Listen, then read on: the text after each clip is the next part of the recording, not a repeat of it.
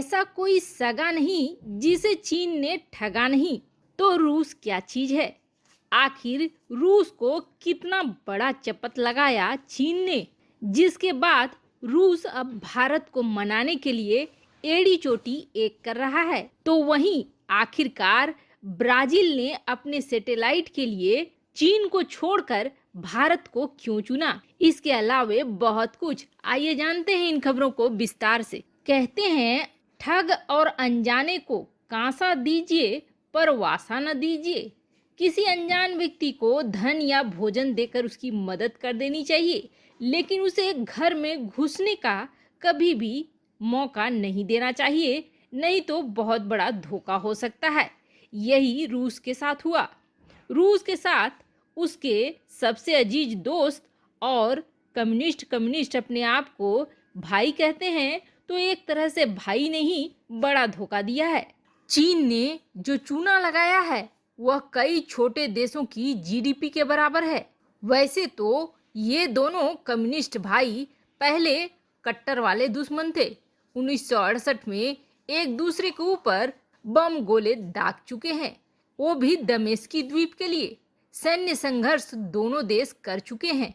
हालांकि बाद में सन 2000 में इस द्वीप की जो समस्या थी उसको दोनों देशों ने सुलझा लिया, और यहाँ तक कि रूस ने इस 4000 किलोमीटर वाले क्षेत्र को चीन को दे दिया, जिसके बाद ये कयास लगाए जाने लगे कि रूस और चीन के बीच रिश्ते अच्छे होंगे, और ये होते भी चले गए। लेकिन वही साल था जब भारत के साथ व्लादिमीर पुतिन ने एक नए रिश्ते की शुरुआत करी थी और एक वार्षिक समिट का शुरुआत करा था, जिसे 2020 में अचानक से महामारी की वजह से कैंसिल कर दिया गया।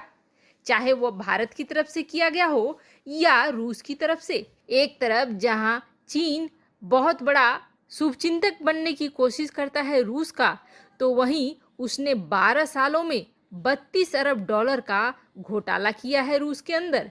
जब इतने बड़े घोटाले का पर्दाफाश हुआ है, तब भले रूस के कान खड़े हो गए हैं, और अब रूस को यह लग रहा है कि भारत के साथ अनबन करके उसने बड़ी गलती कर दी है। यही वजह है कि भारत के साथ अब वह रिश्ते को सुधारना चाह रहा है। वैसे आपको बता दें, इधर ऐसा नहीं है कि भारत ने रूस को झटके नहीं दिए हैं।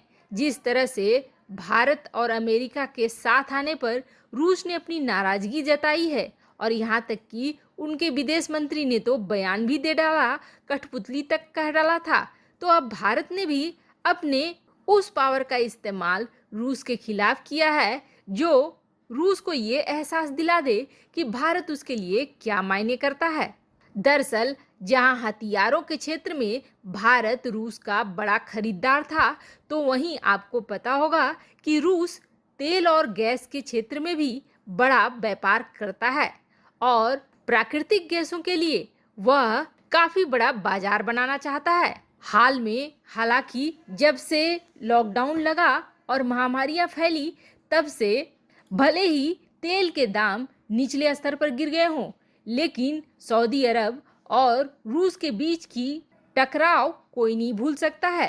तेल और गैस के क्षेत्र में अपने आप को महाबली दिखाने के लिए दोनों में तेल का व्यापार युद्ध शुरू हो गया था, जिसका फायदा भारत के साथ साथ कई देशों ने उठाया।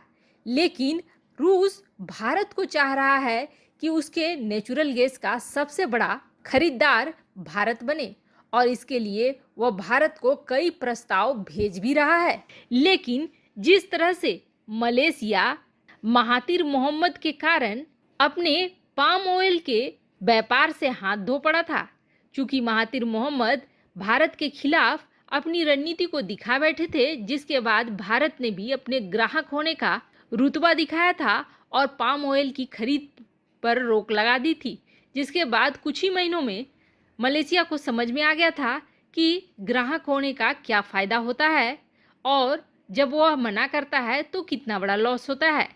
वही हाल अब रूस के मामले में भी हो रहा है, क्योंकि भारत ने इस मुद्दे पर अब गंभीरता से सोचना बंद कर दिया है, और रूस अब भारत को मना रहा है कि वह उसके प्राकृतिक गैस का सबसे बड़ा खरीदार बने, खास करके एशिया में।